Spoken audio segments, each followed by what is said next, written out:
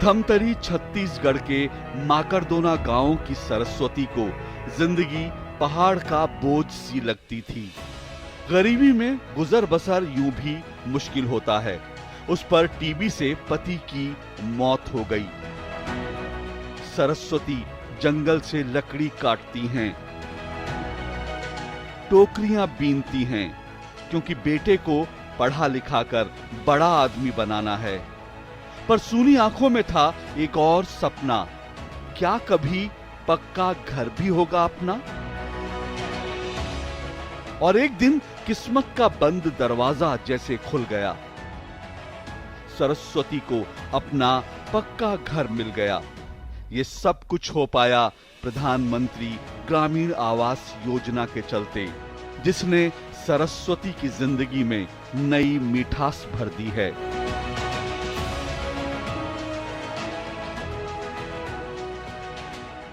एक 1,35,000 मिला घर बनाने के लिए और 60,000 मैंने अपना भी लगाया। पक्का घर बना है और अपन नौकरी वगैरह कमाई तो इसका जिंदगी सुधरेगा। गरीब से गरीब और आम आदमी रूखी सूखी खाकर गुजारा कर लेता है, पर एक सपना वो जरूर देखता है। सपना ये कि सर पर पक्की छत हो, अपना पक्का मकान हो। एक गरीब परिवार में जन्म लेने वाले प्रधानमंत्री नरेंद्र मोदी इस बात को जानते हैं, इस दर्द को समझते हैं, महसूस करते हैं। सामान्य व्यक्ति के मन की एक इच्छा होती है, कहीं भी रहता हो, यार अपना एक घर हो तो अच्छा हो। हर किसी की इच्छा रहती है, लेकिन उस गरीब की इच्छा पूरी नहीं होती। और कोई गरीब मरने के बाद अपने बच्चों को विरासत में गरीबी देना नहीं चाहता है। गरीब से गरीब मां बाप भी अपने बच्चों को गरीबी विरासत में देकर के जाना नहीं चाहता है, वो भी उसको कुछ देकर के जाना चाहता है। सरकार ने सपना देखा है। यही वो भाव था जिससे प्रेरित होकर प्रधानमंत्री नरेंद्र मोदी ने 2015 में ग्रामीण क्षेत्रों में गरीबों को खुद का पक्का मकान बनाने के लिए आर्थिक मदद मुहैया कराने वाली प्रधानमंत्री ग्रामीण आवास योजना और शहरों में आर्थिक रूप से कमजोर लोगों के लिए प्रधानमंत्री शहरी आवास योजना शुरू की। आज इस योजना का लाभ उठाकर देश भर में 2 करोड़ से ज्यादा परिवारों का अपने घर का सपना पूरा हो गया है। जब तूफान आता था तो मेरा घर का सामान यहाँ से वहाँ गिर जाता था, मैं कहाँ से भेगा करूँ ये मुझे नहीं पता चलता था। फिर अब आया तब पक्का मकान बन गया, अब बहुत अच्छा लग रहा है। इनमें शारीरिक चुनौतियों का सामना कर रहे गंगरेल गांव के गोपाल भी हैं और बेलर गांव की किन्नर पंचबी भी। पंचबी का नाम आवास योजना के लाभार्थियों में आया, इसकी सूचना उन्हें पंचायत में मिली।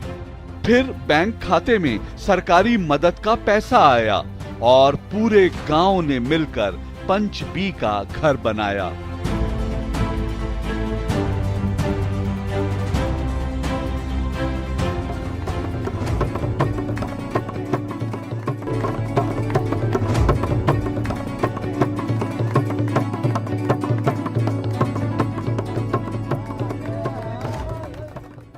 पुराना घटना घटता बड़ दुख भोगी हैं। कहाँ कहाँ गली गली पूरा पानी में तकलीफ पाए पाए कि हम जीवन ल बिताएं साहब। तब कथन का कैसे ऐसे भटकन कैसे हो गए भगवान के सोचथन चे अभी तक सोचथन का कर वहाँ जाना वहाँ आना वहाँ जाना, कहाँ दुख कहाँ सुख तो लगे छे साहब। हम भी इंसान है तो इंसान देख प्यार से देखिए, प्यार से बात कर जरा जाते। गोपाल अगरबत्ती बनाकर अपना गुजारा करते हैं। उनके मिट्टी के कच्चे मकान में एक दिन आवास मित्र आए, कुछ पूछताछ हुई और फिर गोपाल को पक्के मकान के लिए सरकार से मदद मिल गई।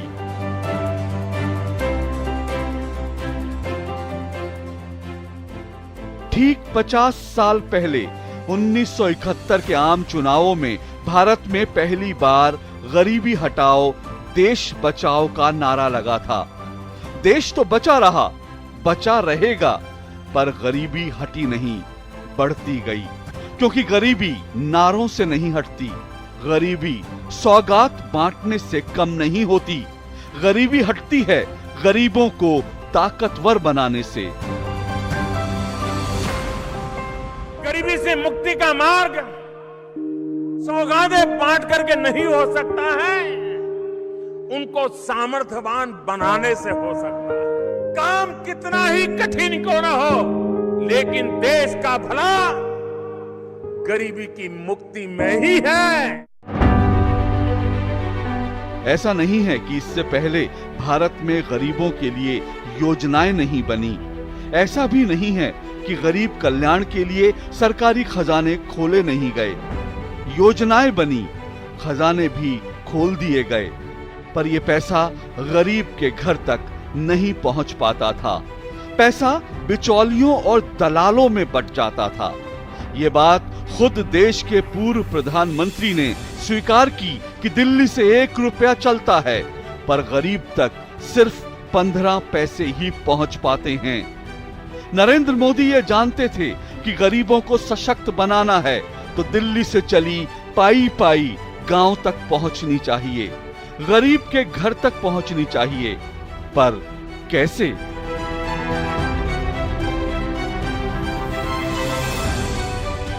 आजादी के 7 दशक बाद भी देश की 1/3 से ज्यादा आबादी के पास बैंक में खाता भी नहीं था।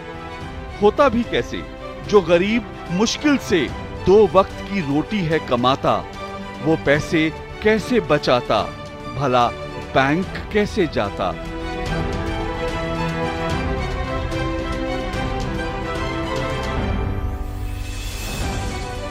जिस देश में गरीबी हटाना बरसों तक बस एक नारा था, वादे थे, दावे थे, पर गरीब तो कदम कदम पर हारा था। मेहनत से वो डरा नहीं, दिन रात बहाया पसीना। आखिर कौन चाहता है गरीबी में पैदा होकर गरीबी में ही जीना? सौगात नहीं मांगी, उसने तो मांगी थी बस हिम्मत, मेहनत और पसीने की एक एक बूंद की पूरी कीमत। हम तो गरीब के घर पैदा हुए हैं, हमने गरीबी देखी है, हम गरीबी में पले हैं भाई। माँ को धुएं से आजाद कराना था, सपना था अपना एक घर भी बनाना था, और बैंक में खाता भी तो खुलवाना था। मिलिए सोनभद्र के उमेश कुमार से, मजदूरी करके अपना घर चलाते हैं, पर अब कुछ कुछ पैसा भी बचाते हैं, क्योंकि आज इनके पास है जनधन खाता। पहले हम लोग खुलवाने के लिए परेशान थे, खुल भी नहीं रहा था, पैसा दे रहे थे फिर भी नहीं खुल रहा था, लेकिन अब खुल गया है तो हम लोग को ये सुविधा है कि सरकारी सुविधा भी मिल जा रहा है, और क्या बोलते हैं पैसा भी हम लोग रख रहे हैं, उसमें जमा कर सकते हैं और उसका ब्याज भी मिल रहा है हम लोगों को। और गरीबों को बैंकों से जोड़ने के लिए प्रधानमंत्री नरेंद्र मोदी ने 28 अगस्त 2014 को जीरो बैलेंस अकाउंट के साथ जनधन योजना शुरू की। जिन लोगों ने कभी बैंकों का मुंह तक नहीं देखा था, एक ही दिन में ऐसे 1.5 करोड़ लोगों के बैंक खाते खुल गए, और खुलते ही गए। जनधन योजना में अब तक 40 करोड़ से ज्यादा गरीबों के बैंक खाते खुल चुके हैं। इनमें आधे से ज्यादा बैंक खाते महिलाओं के हैं। ये जनधन खाते कैसे महिलाओं को सशक्त बना रहे हैं, ये जानने के लिए मिलिए नेहा जायसवाल से। उत्तर प्रदेश की नेहा का जनधन खाता खुला तो इनके सपनों को जैसे पंख मिल गए।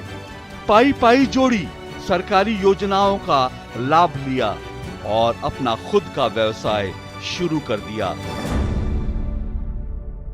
जनधन खाता खुलवाने के बाद हमें काफ़ी सहयोग मिला है, जिससे दुकान खोलने में काफ़ी सहयोग मिला। तो दुकान की वजह से हम अपना रोजगार बढ़ा रहे हैं। जनधन खातों ने सरकारी योजनाओं में बिचौलियों की सेंधमारी पर रोक लगा दी, और आज इन खातों के जरिए 320 सरकारी योजनाओं का पैसा सीधे गरीब के पास पहुंच रहा है। डायरेक्ट बेनिफिट ट्रांजैक्शन से अब तक 17.5 लाख करोड़ रुपए से ज्यादा की रकम लाभार्थियों के पास पहुंच चुकी है। ये सुशासन की एक ऐसी मिसाल है जहां गरीब को दिया पर अमीर से कुछ लिया नहीं, बस सरकारी खजाने और गरीब के बीच से बिचौलियों को हटा दिया। हालांकि जब जनधन योजना की शुरुआत हुई तब ये कहकर इसका मजाक उड़ाया गया कि गरीबों के जीरो बैलेंस अकाउंट खोलने का फायदा ही क्या है। लेकिन देश के गरीबों ने अपनी ताकत दिखाकर तमाम आलोचकों के मुंह बंद कर दिए, क्योंकि आज इन खातों में 1 लाख करोड़ से ज्यादा की रकम जमा हो चुकी है। आज करोड़ों गरीबों का बैंक में खाता है, खाते में पैसा भी डाला है। सपनों के घर ने जिंदगी में इंद्रधनुषी रंग भर डाला है और मां की जिंदगी में उजाला है। अमीर से कुछ लिया नहीं पर गरीब को उसका हक दे डाला है। प्रधानमंत्री आवास योजना की एक बहुत बड़ी विशेषता है उसका इंद्रधनुषी स्वरूप।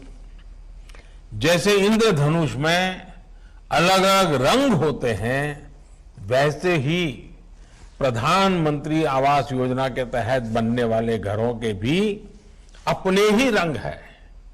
अब गरीब को सिर्फ घर ही नहीं मिल रहा है, बल्कि घर के साथ साथ शौचालय भी मिल रहा है, उज्ज्वला का गैस कनेक्शन भी मिल रहा है, सौभाग्य योजना का बिजली कनेक्शन, उजाला का एलईडी बल्ब, पानी का कनेक्शन, सब कुछ घर के साथ ही मिल रहा है। कुछ साल पहले की ही तो बात है जब देश में अमीरों को भी एलपीजी गैस के सिलेंडर के लिए हफ्तों पहले बुकिंग करानी पड़ती थी, लंबी लंबी कतारों में लगना पड़ता था, या फिर गैस का सिलेंडर ब्लैक मार्केट में खरीदना पड़ता था। और गरीब के घर में मां चूल्हे पर लकड़ी जलाकर धुएं के बीच खाना बनाती थी। एक गरीब मां के बेटे को इस दर्द का एहसास है। जब हम छोटे थे तो हमारा गुजारा करने के लिए वे अड़ोस पड़ोस के घरों में बर्तन साफ करना, पानी भरना,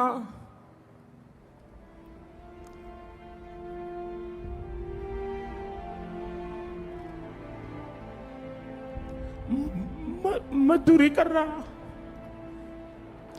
आप कल्पना कर सकते हैं कि एक मां ने अपने बच्चों को बड़ा करने के लिए कितना कष्ट उठाया। देश की करोड़ों गरीब माओं के लिए 1 मई 2016 का दिन ऐतिहासिक तारीख बन गया, जब नरेंद्र मोदी ने चूल्हे के धुएं से आजादी के लिए प्रधानमंत्री उज्ज्वला योजना की शुरुआत की। और इस योजना के तहत गरीब महिलाओं को मुफ्त गैस कनेक्शन दिए गए। एक बार फिर इस महत्वाकांक्षी योजना में नरेंद्र मोदी के सेवा और सुशासन की छाप दिखाई दी। गरीबों को मुफ्त गैस का सिलेंडर देने के लिए प्रधानमंत्री ने देश के सक्षम लोगों से अपील की कि वे चाहें तो स्वेच्छा से गैस के सिलेंडर पर मिलने वाली अपनी सब्सिडी छोड़ दें। प्रधानमंत्री की अपील पर देखते ही देखते 1 करोड़ लोगों ने एलपीजी पर अपनी सब्सिडी छोड़ दी, जिसका मतलब है सरकारी खजाने में हर साल करीब 4000 करोड़ रुपए की बचत। लोगों की इस दरिया दिली का फायदा मिला गरीब महिलाओं को। आज उज्ज्वला योजना से 8 करोड़ गरीब महिलाओं को बिना एक भी पैसा दिए एलपीजी का सिलेंडर मिला है। पहले तो लकड़ियों की भी दिक्कत होती थी और ईंधन की, मतलब दूर दूर से लाते थे, और अब तो फिर भी ये है कि सिलेंडर है, सिलेंडर पे बना के कभी भी दे दो अपने बच्चों को खाना, ना कहीं बरसात में जाने की जरूरत, ना कहीं आने की जरूरत। या अपने घर में कैसे भी बनाओ, कैसे भी नहीं। पहले हमें बहुत परेशानी होती थी जब हम चूल्हे पे खाना बनाते थे, धुएं, छोटे छोटे बच्चे, तो इसलिए अब हम दोपहर में खाना आराम से बनाते हैं और आराम से खाते हैं, और बच्चे भी।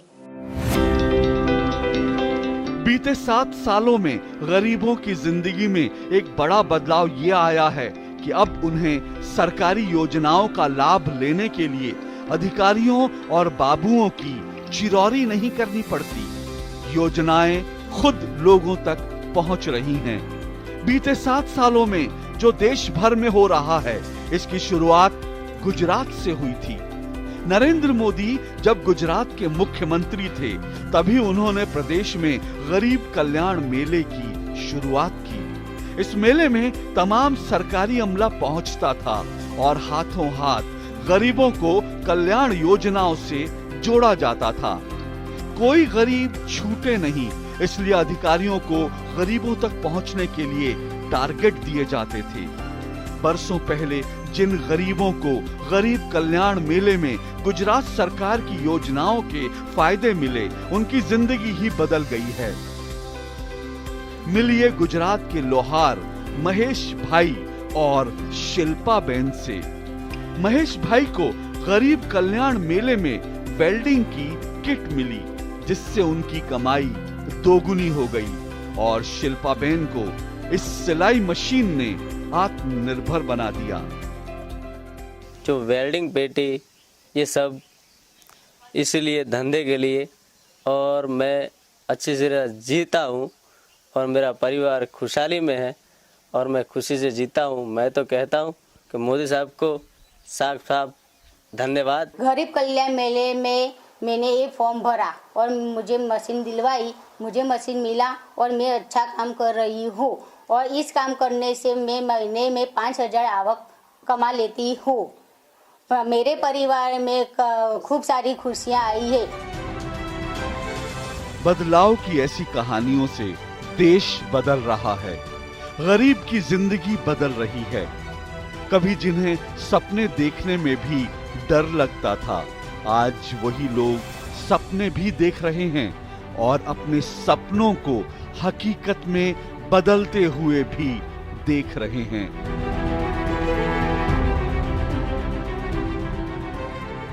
पटना की संगीता कुछ साल पहले तक नौकरी करती थी। वेतन बहुत कम था। सपना देखा कि क्यों ना अपना कुछ काम शुरू किया जाए, पर कैसे?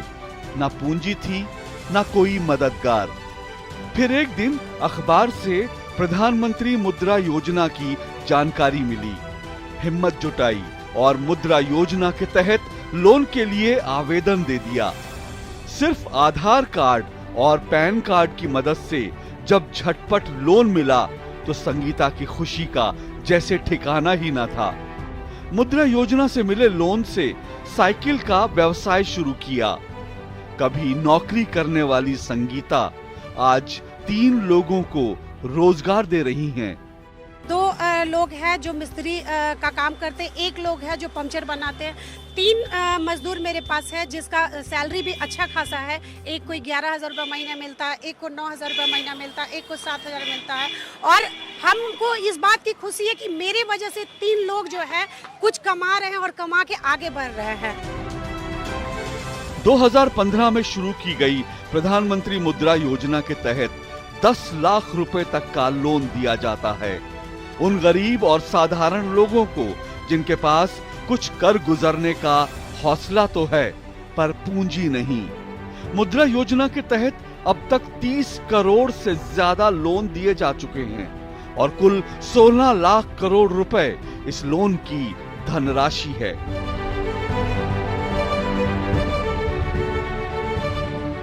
आजादी के बाद भारत में गरीबों के जीवन में सबसे मुश्किल दौर तब आया जब कोरोना के कारण दुनिया थम सी गई। जीवन को बचाना था, इसलिए जरूरी लॉकडाउन लगाना था।